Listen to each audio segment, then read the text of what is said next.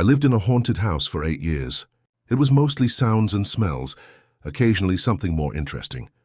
We'd hear the sound of dishes breaking in the kitchen, but nothing broken. Once, when we had a house full of visitors, it sounded like the cabinetry in the kitchen broke off the wall and everything was shattered. It was loud, but nothing. People in the room were freaking out. It happened a few times when I was alone there as well. Sometimes it was just the sound of a single glass or plate, except for the first time when my wife scolded the ghost by saying, "You can stay, but you can't break anything." Nothing was ever actually broken. That first time it was a few plates, which she witnessed fly out of a closed cabinet. Smells of cigarette and cigar smoke, perfume, footsteps walking down the hall, doors opening and closing. Sounds of doors opening and closing when nothing actually opened or closed. There were 2 full-body apparitions seen. One was a small boy. The other was a cat. I saw both at the same time. Other people saw one or the other. We frequently felt a cat jump up on the bed in the middle of the night. Now we had 4 cats at the time, but the door was closed and they weren't allowed in.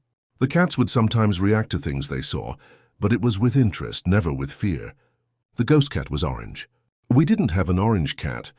We also think there was a man and a woman. One or both smoked. The pipe and cigar smoke was actually fairly pleasant. Cigarette smoke is always noxious, and the woman was marinating in perfume that we described as old lady perfume.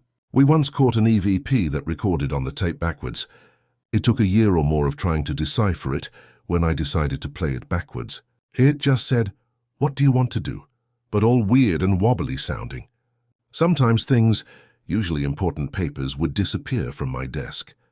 They would reappear hours, days, or sometimes weeks later, always in the same place and in the kitchen on the floor in front of the sink. For a while after my father passed away, we would find peanut shells in the living room on the floor. He liked shelled peanuts. My dad never set foot in that house. In fact, he passed months before I moved in. It was interesting and actually kind of fun. Having guests over, half hoping for a show. Only one time was I ever frightened. I was home alone and the house somehow filled with flies. I killed a bunch, left for evidence later, and then they slowly disappeared as mysteriously as they had arrived. I was home alone that day, but my wife got to see hundreds of dead flies in the sink.